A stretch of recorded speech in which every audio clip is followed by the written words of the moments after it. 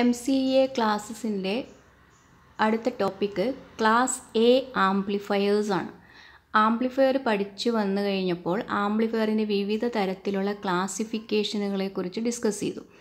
അതിൽ ഒരു ആംപ്ലിഫയർ സർക്യൂട്ടിലെ പ്രധാന ആംപ്ലിഫയർ ഡിവൈസായ ട്രാൻസിസ്റ്ററിന് ബയാസിങ് കൊടുത്തിരിക്കുന്ന രീതിക്ക് അനുസരിച്ചിട്ടാണ് class A amplifier, class B amplifier, class C amplifier, class A B amplifier, class D മുതൽ ക്ലാസ് എസ് വരെയുള്ള മറ്റൊരു കാറ്റഗറി ആംപ്ലിഫയേഴ്സായിട്ട് തരംതിരിച്ചിരിക്കുന്നത്. അപ്പോൾ ഒരു ട്രാൻസിസ്റ്റർ കൊടുക്കുന്ന ഇൻപുട്ടിൻ്റെ 360 ഡിഗ്രി മുഴുവൻ സൈക്കിളിലും ഫുള്ളി ഓൺ ആയിരിക്കുന്ന കണ്ടീഷനിൽ ആ രീതിയിലുള്ള ബയാസിങ്ങിനെയാണ് ക്ലാസ് എ ആംപ്ലിഫിക്കേഷൻ എന്ന് പറയുന്നത്.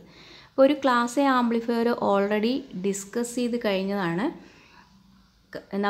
ഈ ഒരു സർക്യൂട്ട് നേരത്തെ ഡിസ്കസ് ചെയ്തിരുന്നു. പക്ഷേ ഹെഡിങ് കോമൺ എമിറ്റർ, ഒരു സിംഗിൾ സ്റ്റേജ് ആംപ്ലിഫയർ എന്നുള്ള രീതിയിലാണ് ഇത് ഡിസ്കസ് ചെയ്തത്. അതേ ആംപ്ലിഫയർ സർക്യൂട്ട് തന്നെയാണ്. അപ്പോൾ അതായത് ഒരു ട്രാൻസിസ്റ്ററിന് ബയാസിങ് കൊടുത്തിരിക്കുന്നത് ഈ രീതിയിലാണെങ്കിൽ മുഴുവൻ സൈക്കിളിലും അതേ ട്രാൻസിസ്റ്റർ ഓൺ ആയിരിക്കുകയും കണ്ടക്ട് ചെയ്യുകയും ഒരു ഔട്ട്പുട്ട് നൽകുകയും ചെയ്യുന്ന ഒരു ബയാസിങ് കണ്ടീഷൻ ഉണ്ടെങ്കിൽ അതെല്ലാം ക്ലാസ് എ ആംപ്ലിഫയേഴ്സ് ആണ്.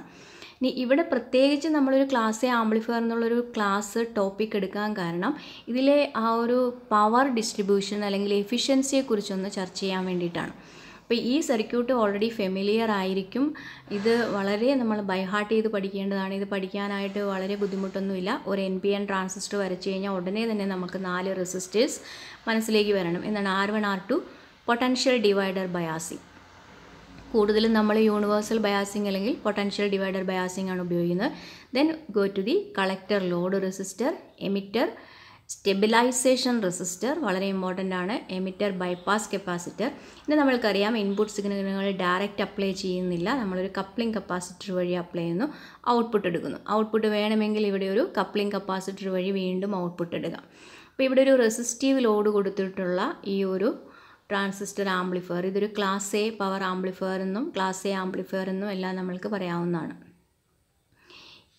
അടുത്ത സെഷനിലേക്ക് വരുമ്പോൾ ഇതൊരു class A power amplifier with transformer ലോഡാണ്. ഒരു ക്ലാസ് എ പവർ ആംപ്ലിഫയറിൻ്റെ ഡയഗ്രാം വരയ്ക്കുക, എഞ്ചിനീയറിംഗ് ഡ്രോയിങ്ങിലൊക്കെ ചോദിക്കാം. അപ്പോൾ നിങ്ങൾക്ക് റെസിസ്റ്റീവ് ലോഡ് വെച്ച് ട്രാൻസ്ഫോമർ ലോഡ് വെച്ചിട്ടുള്ള ഒരു ക്ലാസ് എ ആംപ്ലിഫയർ വരയ്ക്കാവുന്നതാണ്. ഒരു പവർ ആംപ്ലിഫയർ എന്ന് പറയുമ്പോൾ കൂടുതലും ഒരു ട്രാൻസ്ഫോമർ കപ്പിൾഡായിട്ട് വരയ്ക്കുവാനാണ് ഏറ്റവും നല്ലത്. ഇതിൽ നേരത്തെ പറഞ്ഞ പോലെ R1 R2 potential divider biasing, C1 എന്ന് പറയുന്നത് ഇൻപുട്ട് കപ്ലിംഗ് കപ്പാസിറ്റർ, RE എന്ന് പറയുന്നത് എമിറ്റർ സ്റ്റെബിലൈസേഷൻ റെസിസ്റ്റർ, CEയും നമ്മൾക്കിവിടെ കൊടുക്കാവുന്നതാണ്. ഇവിടെ ഇവിടെ ഏറ്റവും പ്രധാന വ്യത്യാസം കളക്ടറിലെ ഒരു റെസിസ്റ്റീവ് ലോഡിന് പകരം കളക്ടറിൽ നമ്മൾ ഉപയോഗിച്ചിരിക്കുന്നത് ഒരു ട്രാൻസ്ഫോമറാണ്. അപ്പോൾ റെസിസ്റ്ററിൽ ഉണ്ടാകുന്ന I²R എന്ന് പറയുന്ന പവർ ലോസ് ഇവിടെ നമ്മൾ കുറച്ചിട്ട് ട്രാൻസിസ്റ്ററിൻ്റെ അല്ലെങ്കിൽ ആംപ്ലിഫയറിൻ്റെ എഫിഷ്യൻസി കൂട്ടുകയാണ് ചെയ്യുന്നത്. എന്താണ് എഫിഷ്യൻസി? Output by input. കൊടുക്കുന്ന ഇൻപുട്ടിൻ്റെ 100% ആംപ്ലിഫൈ ചെയ്ത് ലോസസ് ഇല്ലാതെ വരുമ്പോഴാണ് അത് 100% എഫിഷ്യൻ്റ് ആവുന്നത്. അപ്പോൾ എഫിഷ്യൻസി എന്ന് പറയുന്നത് പവർ ലോസിലേയും കൂടി ബന്ധപ്പെട്ടിരിക്കും. ഒരു ട്രാൻസിസ്റ്റർ വർക്ക് ചെയ്യുമ്പോൾ ഉണ്ടാകുന്ന പവർ ലോസ്, അവിടെ ഉണ്ടാകുന്ന ഹീറ്റിൻ്റെ രീതിയിലുണ്ടാകുന്ന പവർ ലോസ്, R1 R2 റെസിസ്റ്റേഴ്സിലുണ്ടാകുന്ന പവർ ലോസ്, കളക്ടർ ലോഡ് റെസിസ്റ്ററിലുണ്ടാകുന്ന പവർ ലോസ്, ഇതെല്ലാം കഴിഞ്ഞിട്ട് അതിൻ്റെ എഫിഷ്യൻസികളെ കുറയ്ക്കുന്ന കാര്യങ്ങളാണ്. അപ്പോൾ ഇവിടെ നമ്മളൊരു ട്രാൻസ്ഫോമർ ഉപയോഗിക്കുന്നത് കൊണ്ട് മെയിൻ അഡ്വാൻറ്റേജ് എന്ന് പറഞ്ഞു കഴിഞ്ഞാൽ നമ്മൾ പവർ ലോസ് കുറയ്ക്കുന്നു. ഇവിടെ റെസിസ്റ്റർ ആകുമ്പോഴോ I²R തുല്യമായ ഒരു പവറാണ് അവിടെ ഡിസിപ്പേറ്റ് ചെയ്യുന്നത്. ഇപ്പോൾ ട്രാൻസ്ഫോമർ ആകുമ്പോൾ നമ്മൾക്കറിയാം റെസിസ്റ്റൻസ് കൺസിഡറബിളി ലോ. ഇപ്പോൾ അങ്ങനെയുള്ള ഒരു പവർ ലോസ് അവിടെ ഉണ്ടാകുന്നില്ല. ഇതാണ് ട്രാൻസ്ഫോമർ യൂസ് ചെയ്ത് ഔട്ട്പുട്ട് ഡെലിവറി ചെയ്യുമ്പോഴുള്ള ഒരു അഡ്വാൻറ്റേജ്. പിന്നെ മറ്റൊരു അഡ്വാൻറ്റേജ് എന്ന് പറഞ്ഞു കഴിഞ്ഞാൽ ഇവിടെ നമ്മളുടെ സോഴ്സ് എന്ന് പറയുന്നത് ഈ ട്രാൻസിസ്റ്റർ ആംപ്ലിഫയർ ആണ്. ഇതിൽ നമ്മൾ ലോഡായിട്ട് കൊടുക്കുന്നത് ഒരു ലൗഡ് സ്പീക്കറിലേക്കാണ് കൊടുക്കുന്നതെന്നിരിക്കട്ടെ. അപ്പോൾ ലൗഡ് സ്പീക്കറുകൾക്കൊക്കെ എന്തുണ്ട്? ഇമ്പിഡൻസ് ഉണ്ട്. 4 ഓമിൻ്റെ സ്പീക്കർ, 10 ഓമിൻ്റെ സ്പീക്കർ, അങ്ങനെ സ്പീക്കറുകൾ ഒരു ഇമ്പിഡൻസ് ഉണ്ട്. ഈ 4 ഓമിൻ്റെ ഒരു സ്പീക്കറാണ് നമ്മൾ ഈ ട്രാൻസിസ്റ്ററിൻ്റെ കളക്ടറിലേക്ക് ഘടിപ്പിക്കുന്നതെങ്കിൽ ട്രാൻസിസ്റ്റർ ആംപ്ലിഫയറിൻ്റെ ഔട്ട്പുട്ട് സെക്ഷനിൽ വരുന്ന ഇമ്പിഡൻസും 4 ഓം തന്നെയാണെങ്കിൽ, ഔട്ട്പുട്ട് സെക്ഷനിലെ ഇമ്പിഡൻസ് എന്ന് പറയുമ്പോൾ നമ്മൾ ട്രാൻസിസ്റ്ററിൻ്റെ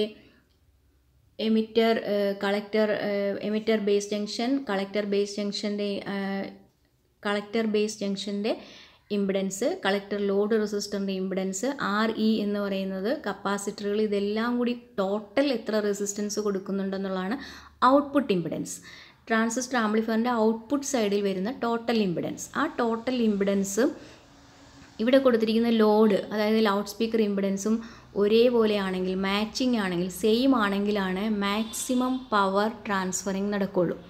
ഒരു മാക്സിമം പവർ ട്രാൻസ്ഫർ തിയറം എന്ന് പറയുന്ന അങ്ങനെയാണ്. സോഴ്സ് ഇമ്പിഡൻസും ലോഡ് ഇമ്പിഡൻസും ഈക്വൽ ആണെങ്കിൽ സോഴ്സിൽ നിന്നും മുഴുവൻ പവറും ലോഡിലേക്ക് കൈമാറ്റം ചെയ്യപ്പെടുന്നു. ഇതാണ് മാക്സിമം പവർ ട്രാൻസ്ഫർ തിയറം.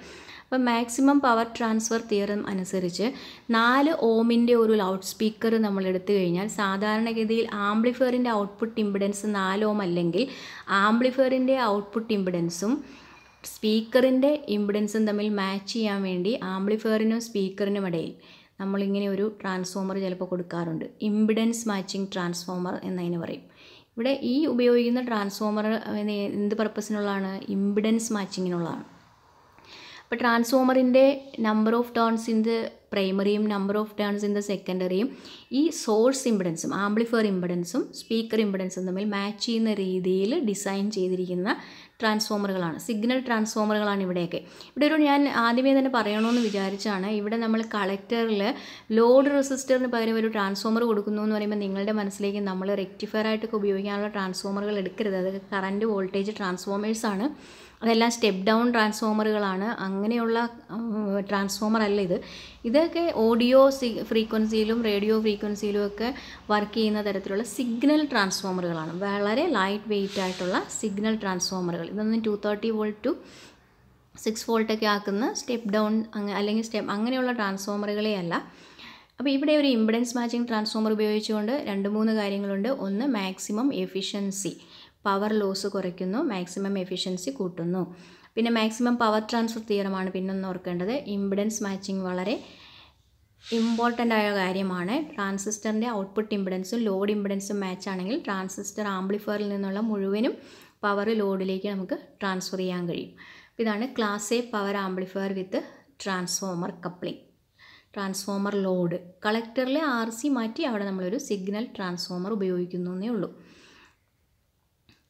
അപ്പോൾ ട്രാൻസ്ഫോമർ കപ്പിൾഡ് അല്ലെങ്കിൽ ക്ലാസ് എ പവർ ആംപ്ലിഫയർ. അപ്പോൾ ഡ്രോയിങ്ങിലാണെങ്കിലൊക്കെ power amplifier, class A power amplifier എന്ന് പറഞ്ഞാൽ ഈ ഡയഗ്രാം വരയ്ക്കാം. An amplifier where the load is coupled to the output using a transformer is called a transformer coupled amplifier. Using transformer coupling, the efficiency of the amplifier can be improved to a great extent. The coupling transformer provides good impedance matching between the output and load, and it is the main reason behind the improved efficiency.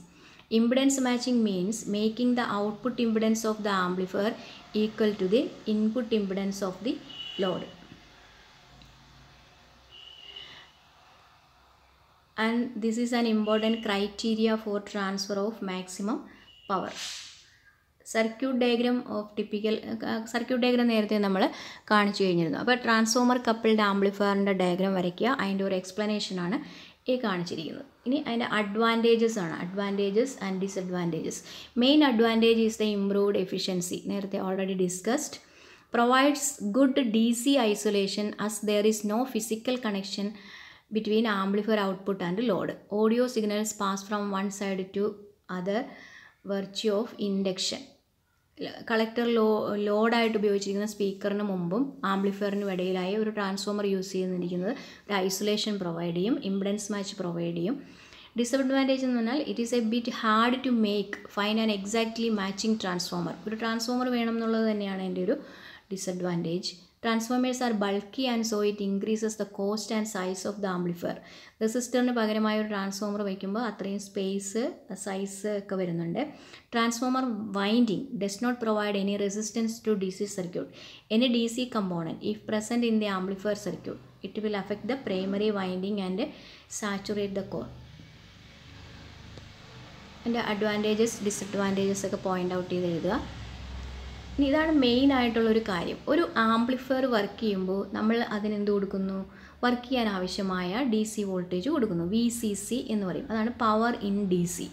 ഇങ്ങനെ ഈ power കൊടുത്തു കഴിയുമ്പോൾ കുറച്ച് power heat loss ആയിട്ട് എങ്ങനെ load റെസിസ്റ്ററിൽ നേരത്തെ പറഞ്ഞല്ലോ RC എന്ന് പറയുന്ന കളക്ടർ ലോഡ് റെസിസ്റ്ററിൽ I²R എന്നുള്ള രീതിയിലുള്ള ഒരു ഹീറ്റായിട്ട് കുറച്ച് പവർ ലോസ് ഉണ്ടാവും. അപ്പോൾ heat loss in the load resistor in the collector load റെസിസ്റ്ററിൽ ഉണ്ടാവുന്ന പവർ ലോസ്. പിന്നെ power delivered to the transistor. അപ്പോൾ കൊടുത്തിരിക്കുന്ന ഇൻപുട്ട് പവറിൽ നിന്നും DC ഇൻപുട്ട് പവറിൽ നിന്നും കുറച്ച് പവർ നമ്മൾ എന്ത് ചെയ്യുന്നു, കളക്ടർ ലോഡ് റെസിസ്റ്ററിൽ ഡെസിപ്പേറ്റ് ചെയ്യുന്നു. പിന്നെ ബാക്കിയുള്ള പവർ ട്രാൻസിസ്റ്ററിലേക്ക് ഡെലിവറി ചെയ്യുന്നു. പിന്നെ ട്രാൻസിസ്റ്ററിൽ ഡെലിവറി ചെയ്യപ്പെട്ട ആക്ച്വൽ പവറിൽ നിന്നും പിന്നെ എന്തൊക്കെ ഉണ്ടാവും, ട്രാൻസിസ്റ്റർ വർക്ക് ചെയ്യുമ്പോൾ ഓരോ റീജിയനിലുമായിട്ടുള്ള ഹീറ്റ് ലോസസ് ഉണ്ടാവും, കുറച്ച് പവർ അങ്ങനെ പോകും. പിന്നെ അത് കഴിഞ്ഞ ശേഷമാണ് AC power developed across the load resistor. ഇതൊരു പവർ ഡിസ്ട്രിബ്യൂഷൻ സൈക്കിളാണ് ഇനി ട്രാൻസിസ്റ്റർ ആംപ്ലിഫയർ. ഇത്രയുമേ ഉള്ളൂ. അപ്പോൾ ഇതിലെന്താ ചെയ്യേണ്ടതെന്ന് വെച്ചിട്ടുണ്ടെങ്കിൽ കഴിഞ്ഞ ക്ലാസ്സിലെ കോമൺ എമിറ്റർ ആംപ്ലിഫയർ സർക്യൂട്ട് നന്നായി ബൈ ഹാർട്ട് ചെയ്യുക. ആ സർക്യൂട്ടിൽ RCക്ക് പകരം ട്രാൻസ്ഫോമർ അപ്ലൈ ചെയ്തുകൊണ്ടുള്ള ട്രാൻസ്ഫോമർ കപ്പിൾഡ് ആംപ്ലിഫയർ സർക്യൂട്ടും പഠിക്കുക. അതിൻ്റെ നോട്ടുകൾ തയ്യാറാക്കി അയയ്ക്കുക. Okay, thank U.